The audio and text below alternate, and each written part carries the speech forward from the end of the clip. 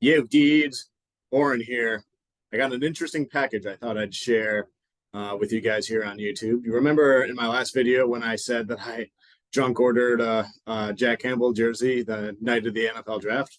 Well, I think it has arrived. So we're going to open this together.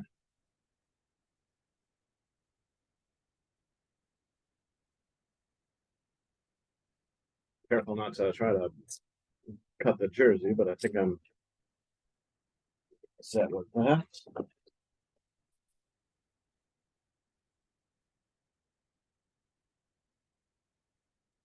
Oh, more plastic to wrap to get off. This cost me $130, but I know it's worth it because Orange Shaw ordered it. The last authentic jersey I got was a birthday present for Justin Verlander back when he was with the Tigers, but that was 10 years ago. But this will be the next one.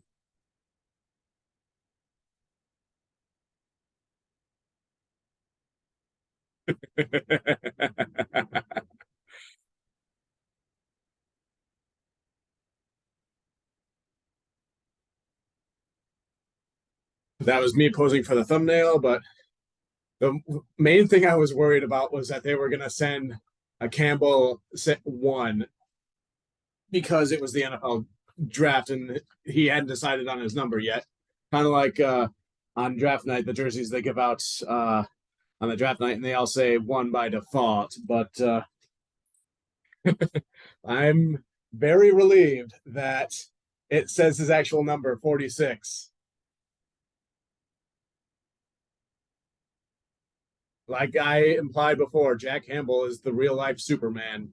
Except instead of being from Kansas, he's from Eastern Iowa. I was already rehearsing kind of what I was going to have to explain to fans when they see me wearing Campbell and then the number one.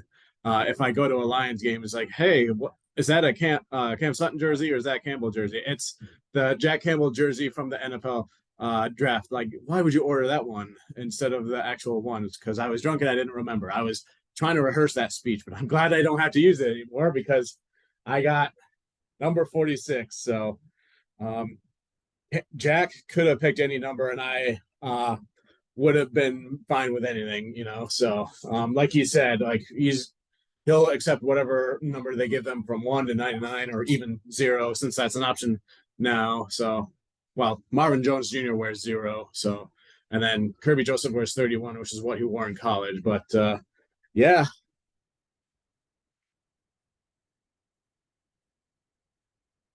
I haven't decided whether I'm just going to wear this in my videos from now on or hang it up in the wall behind me as Lions wall art. So, oh yeah, I got two other things I intended to talk about here: the Lions schedule in the upcoming season, and I'm gonna uh, explain my Lambeau Field story from when I went to the Lions and Packers game back last January in the last game of last season.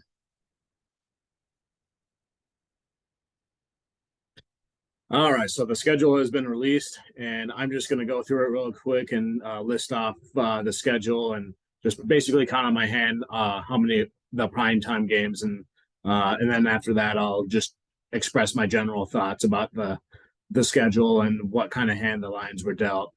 So, week one, Thursday, September 7th at the Kansas City Chiefs at 8:20 p.m. That's primetime game number one. Week two, Sunday, September 17th versus the Seattle Seahawks at 1 p.m.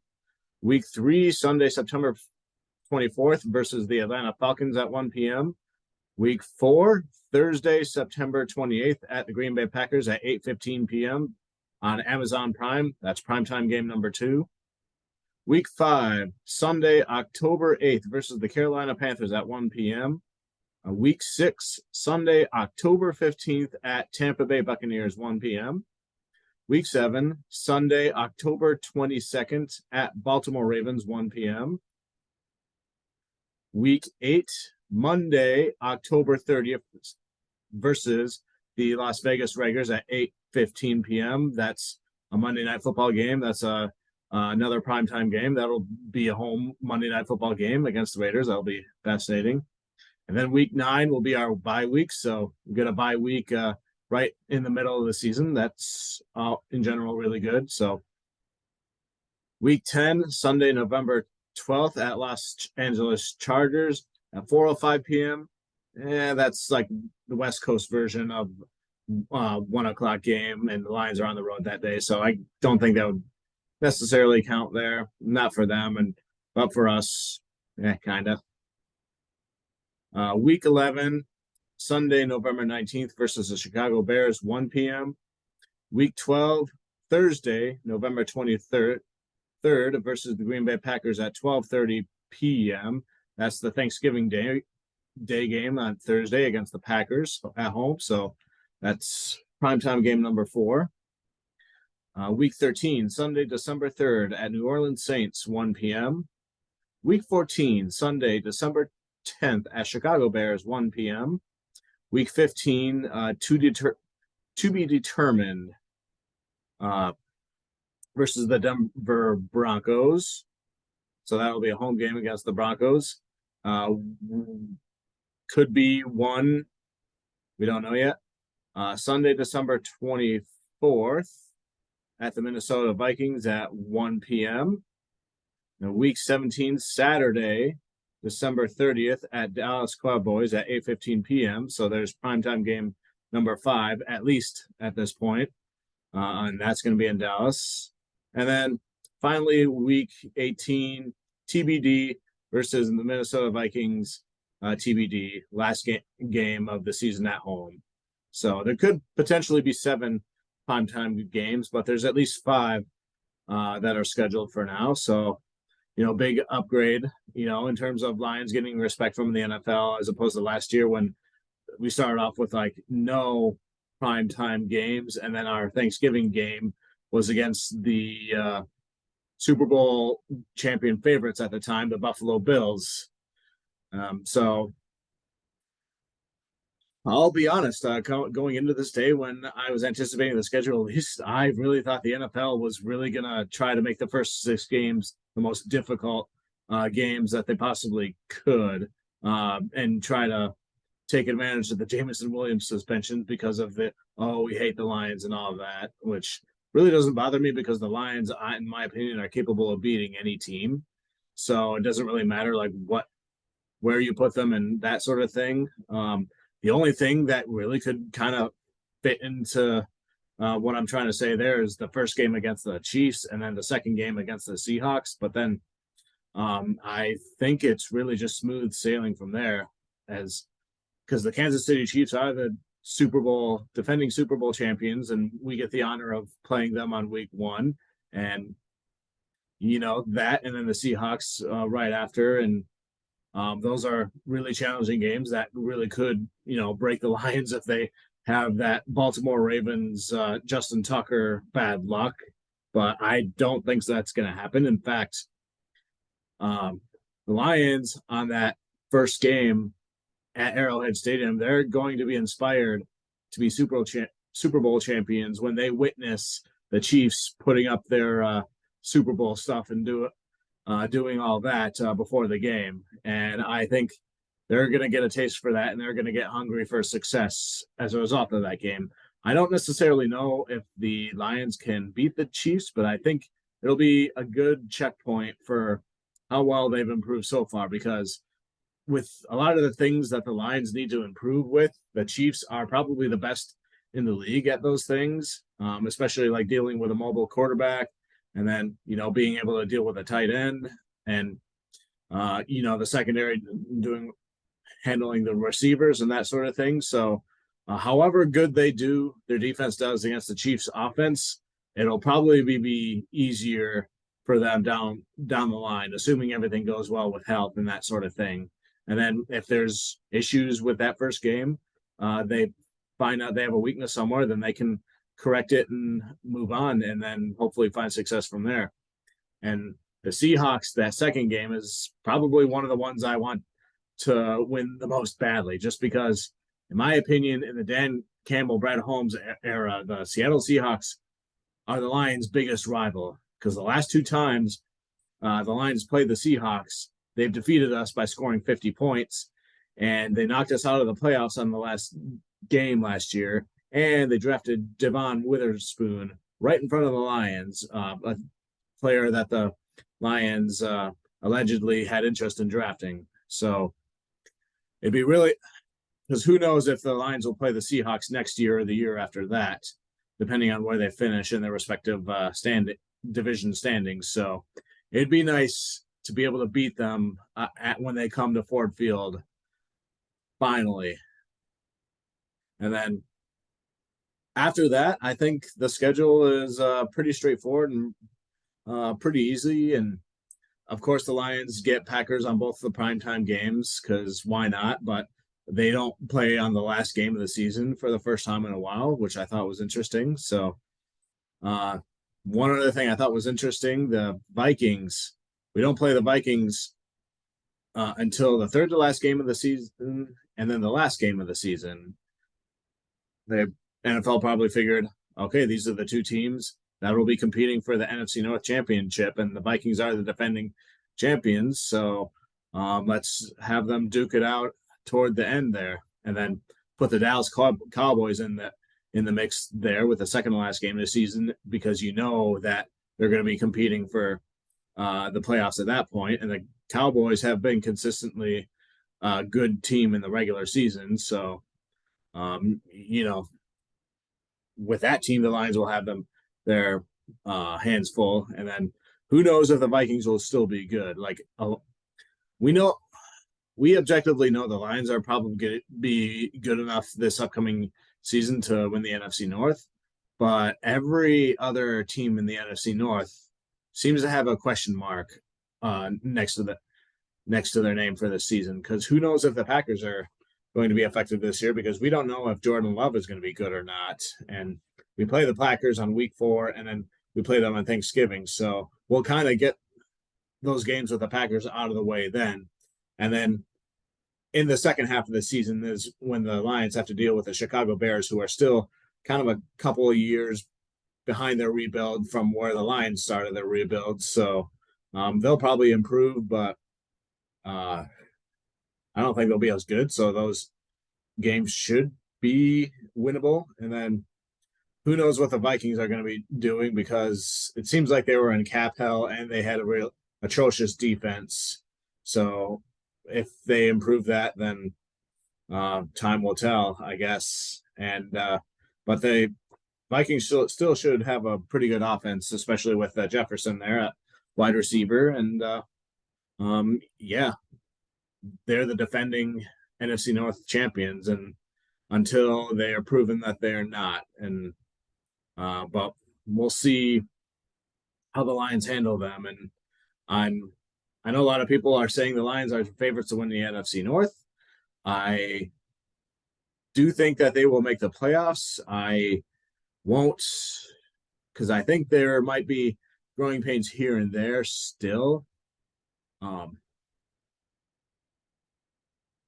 won't go as far to say that they will win the NFC North, although I think that is where the bar is, along with winning a playoff game. I think that's the expectation and where you set the bar to win the NFC North and to win a playoff game. And then the year after that is, when you're hopefully Super Bowl will be in the cards. So, yeah. The Denver Broncos should be an interesting game too, just because that's Dan Campbell going against Sean Payton, the coach that he worked under for 5 years and learned a whole bunch from.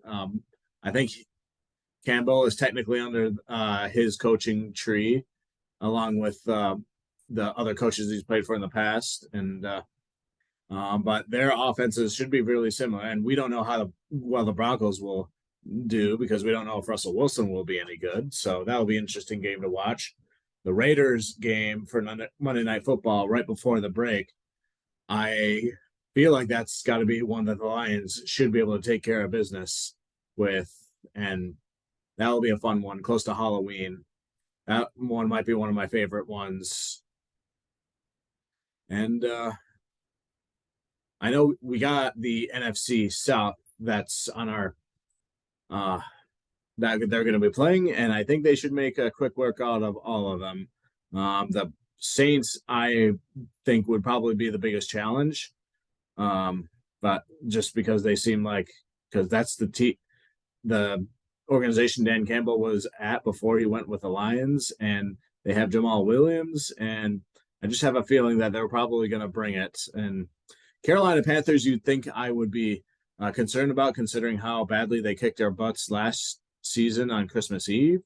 But the two factors, in my opinion, that made that game so lopsided in the favor of the Panthers was number one, Lions had to travel to Carolina a day before they were supposed to due to weather concerns, and that basically cost them an extra day of useful practice, I think. And then the other one, putting Iffy Melifonwu at safety for that game, and he did not have a really good game there. But with the addition of players like Brian Branch, things like that should be neutralized, you would think. So, and yeah, and we got a bye week in the middle of, as opposed to last year when we got ours like way early in the season. So, in general, you want a bye week in the middle of the season as best as you can, not like way too early or not way too far in the later part of the season. So I was glad to see that, even though last year, coincidentally, it seemed like the bye week came at the perfect time for the Lions for their important players to get healthy and get back into the games. And yeah, trying to think if there's anything else. I think that's pretty much like what I have to say. Like the only other thing would be concerned about is the short weeks, considering the higher amount of primetime games. But 2 years ago, after the Monday Night Football game against the Packers, the Lions had a short week against the Ravens, who were supposed to be a really good team at that point, and they were. And they went toe-to-toe with them until the heartbreaking Justin Tucker field goal. But so I think short weeks, if they anticipate and they execute them properly, won't be as bad for the Lions as you would think. So it'll be interesting to see how that plays out. I'm still kind of trying to debate which game I want to go to. Depends on what the Thanksgiving prices are, but I probably would look at that one first. Otherwise, maybe one of the other ones. So yeah, and that basically covers my thoughts with the schedule. I mean, I figured the few of the first games would be the tougher opponents in the challenges. The Chiefs, we get them week 1 as opposed to like a Germany game. So that was kind of good to see. So I feel like once you beat the Chiefs and the Seahawks, then it gets easier from there. And that's, I think, my main takeaway from that. And I think it should be a relatively easy schedule for the Lions. They should be able to win quite a bit of those games if everything is going according to plan. So I think I said I don't know if they'll win the NFC North. I don't want to make that prediction yet, but if they do win it, I feel like they'd probably clinch it during one of the Chicago Bears games, and at that point in time. But it depends on how well the other NFC North teams play, because we really don't know with a lot of those teams. So I feel confident they should be able to beat the NFC South teams and the AFC West teams. I think the Chiefs will definitely be a challenge, and I think the Chargers will be a challenge. The Raiders, I don't think so, nor do I think the Denver Broncos, but that's a big question mark game as well. So, and yeah.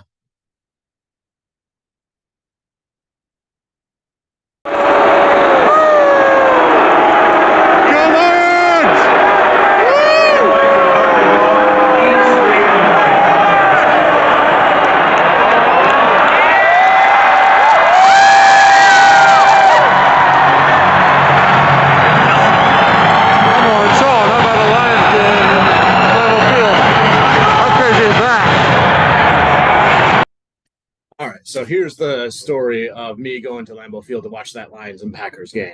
I'm going to start with the time when I bought the ticket, which was in October. It was about when the Lions were about to play the Dallas Cowboys, and I was thinking at the time, oh, those ticket prices look reasonable, and I want to at least see Jameson Williams play at least one game in the year, and I figured he'd at least have to play in the last game of that season if he returned. And what better against the Green Bay, whom apparently fans really, really wanted Jameson Williams. So that was my motivation for buying that ticket at that time in October. Of course, I had no idea that the Lions would be in the playoff hunt and in that three-way ring around the rosy scenario between the Lions, the Packers, and the Seahawks for who can get in and who doesn't get in. So, and the first person I told that I bought the ticket, they responded by saying I was crazy, which factored into the other reason why I wanted to go to the away game in Lambeau Field in like arguably one of the biggest rivals or the team that Lions fans would hate the most, because I thought of it as a way of, being brave and enduring what could have been the worst of the worst of being a Lions fan. And that would have been my rite of passage to being true Lions fans with everybody else by sticking to my team while around a bunch of Green Bay Packers fans. And that was the case. I spent a lot of time around a lot of Packers fans while wearing, stuff like this. I didn't have any Lions shirt at the time, but I did have this fog light blue shirt, which symbolized, the Lions. So that's was my intention with that. And yeah, surprisingly, um,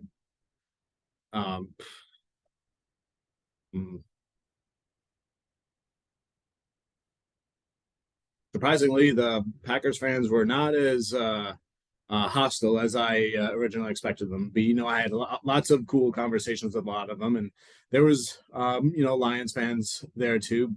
I would say it was about 100-to-1 ratio of Packers fans to Lions fans there, from what I could tell from most of that experience there. Basically, I showed up there at noon.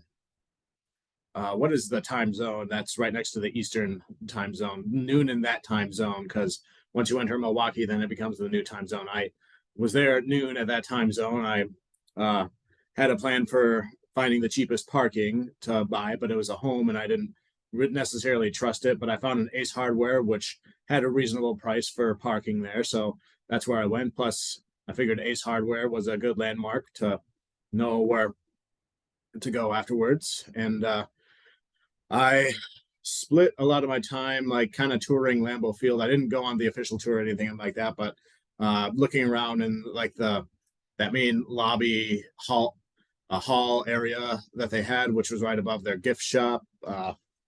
That's where I bought this bottle opener, thinking it could be a souvenir for my trip to Wisconsin, or a gift for somebody who coincidentally is a Packers fan, or just use it as a metaphorical punching bag, that sort of thing. So figured why not.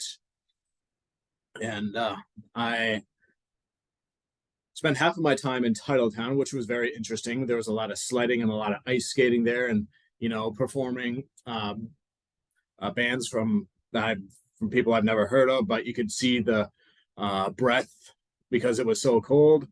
I dressed warmly, very good up top, but on my legs, I just basically wore shorts and like athletic pants, and that was a big mistake because my legs froze for quite a bit of that time. On my feet, I wore tennis shoes as well as wool socks and feet warmers, and that was still pretty freezing until like I went into places inside. And Titletown was the one place I spent a lot of time at. The other place, if I remember the name of it right, on the other side of Lambeau Field was Tailgate Village, where I watched a lot of that Rams and Seahawks game, as a lot of other Lions fans were, but I was elbow to elbow trying to get through a bunch of other Packers fans. So dealt with a lot of that. But around like halftime or something like that, that's when I decided to get in line, get there early, and sure enough, the lot it was starting to get dusk, and a lot of people were way behind me, way in the line, and I was there early, so that's what I did. And I entered with, even though I don't use a smartphone anymore, I still needed one for the ticket, so I used that to get in. That was where my ticket was, and I went and got my seat, which was right above the tunnel where the Green Bay Packers enter and exit out of, but it was high enough to right where it was like at that yellow gate, which was basically the halfway point, I think, between like the upper deck and the lower deck, so to speak. So that's basically where my seat was, as you saw in that clip I just showed. Uh, Before the game, on their giant screen scoreboard thing, they were showing bits and pieces of other games, most notably the Commanders beating the Cowboys, and uh, that North Carolina quarterback that I really liked in the year before last year's draft, Sam Howell, tearing it up. And I was so happy because nobody thought he was good. And I thought he was really good the whole time. And now he was showing it. And then we were all kind of trying to monitor the Rams and Seahawks game as best we could. And finally, the older woman who was a Packers fan standing next to me calmly told me that the Seahawks won, and I responded like, "Huh," and that was pretty much it. So, but that old lady and I, we had a lot of friendly conversations throughout that night. So it was, um, like I said, the Packers fans were nowhere near as hostile as I was expecting them, but like right when the Lions were coming out, that was probably when they were the meanest, when I was expecting them, like, booing them and shouting, "Your season's already over," and that sort of thing. And that's about as the worst as it got. And so I was there sitting on the metal bench. The game was starting, the game was going. The first half, it was a lot slower scoring than I had thought. It was a field goal game at that point, and I was like, wow, I'm surprised that neither team was able to, um, you know, get some touchdowns on, because, like, knowing Lions history with Packers, like the Packers usually tend to do better against us, but they weren't this time around. And so, and I remember seeing the Jerry Jacobs penalty, like Aaron Rodgers threw downfield to Alan Lazard, and they was able to draw the penalty and get into the red zone there, but they only got away with a field goal. So, little things like that. And then by the time the second quarter came around, my legs were just so frozen that I had to get up from my seat and go to the nearby bar in the upper deck and warm up my feet. And that was when I realized that I watched the TV and I realized I missed Aiden Hutchinson's first of two sacks in that quarter, I think it was. And I was like, oh shoot. And so I got back there, but before that, in order to keep my butt warm from not sitting on the cold metal of the seat, I reluctantly had to buy this piece of styrofoam. It's been my ass has been sitting on it that whole time. And then afterwards, it's been on the floor of my car ever since until now. But it got the job done. So, where was I? Oh, yeah, second quarter. So, as the game went on, the game was still close and everything. The Lions still started picking up everything. And there was a couple of Lions fans that were young, I think younger than me, but they were also Lions fans there. So at least I had somebody to uh, shout out like, "Hey, we did good there," that sort of thing. And eventually they came back, turned toward me. It was Jamal Williams' second touchdown, and they informed me that he broke Barry Sanders' single season touchdown record. I was like, oh, heck yeah. And witnessing Lions history right there. And I had little knowledge about the record until that point, because, like, I tend to focus on team statistics more than the individual statistics. And I know Barry Sanders is universally loved by all Lions fans. I just never got the chance to watch him because, like, by the time I was a kid, I started getting into the Lions. He had already retired. So, But I understood that the magnitude that was a big deal for that. And I remember a series of other plays late in the game where the hook and ladder with St. Brown to Swift to um, for that great play there. And then, oh yeah, Will Harris recovering that fumble was one that stood out to me there as well. And DJ Chark getting the fourth downs to secure the win there, catching that pass. And then the play, the Kirby Joseph interception was where I stood up on the seat and was like, oh my gosh, oh my gosh, that sort of thing. And that was great, great all around great time. And it turned out to be a win for the Lions, even though they didn't make the playoffs. But you know, it's still satisfying to actually see an NFL game in person. You know, like taking a break from like the TV and the commentators and all that. And I got a selfie of the field the moment that the game ended.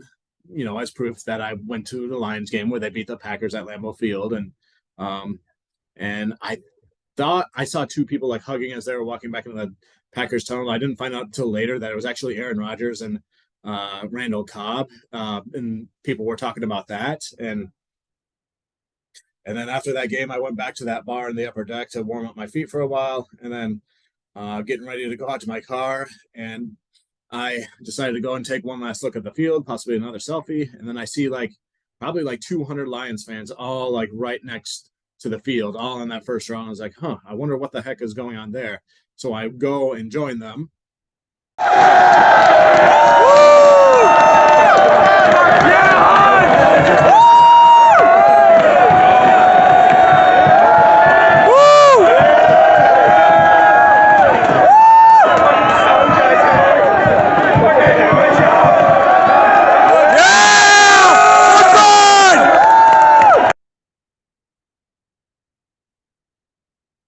And it turns out it was the post game interview stuff with Peacock, with NBC or whatever. And I saw Aiden Hutchinson come out and talk to them, and then he eventually did a Lambeau leap into the Lions fans, and I was nearby it, as you saw in that video. I was nearby it, kind of far away off to the left from their angle, but still to see it up close and in person like that was really awesome too. A nice cherry on the uh, cherry on the top of the ice cream or whatever that phrase is. And then I exit the field. I walk back to Ace Hardware where my car is.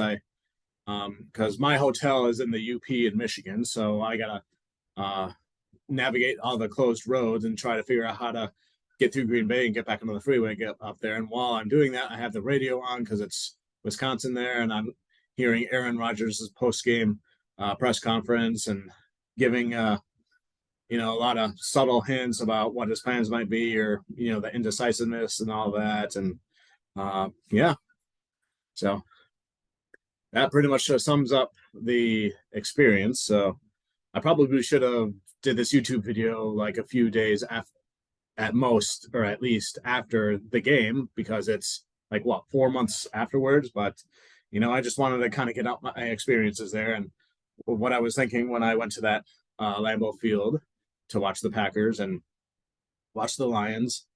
Because like for me, like I started hating the Packers as a rival team during that Monday Night Football in 2019 when we were on Monday Night Football against them, and looked like we were about to be competitive, but like there was a controversial holding call, which the refs may or may not have botched, or allegedly tried to screw the Lions over or whatever, and the Packers wound up winning that game, and they went away with all the glory and the Aaron Rodgers post-game interview and all that. And then this time it was like people like Jamal Williams and Jared Goff and Dan Campbell, Sheila Ford Hamp, and Aiden Hutchinson.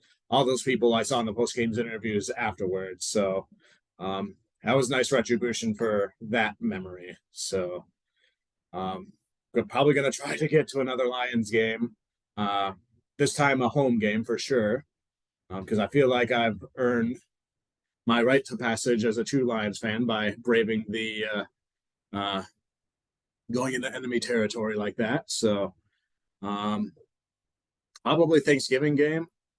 and they're playing the Packers again that during that game, but maybe an earlier game. I'm not sure. It'll depend on the prices by the time I order. So this is probably going to be at this point probably the last Lions video that I make in a while. I'm going to try to focus on other hobbies such as freelancing and web design and that sort of stuff, and just enjoying uh, the beautiful summer that I'm about to have while working and uh, making money and all that, like all of us do. But when the preseason games start, that's probably when you'll start seeing me more and more again, and that's when we will reconvene. So go Lions, one pride.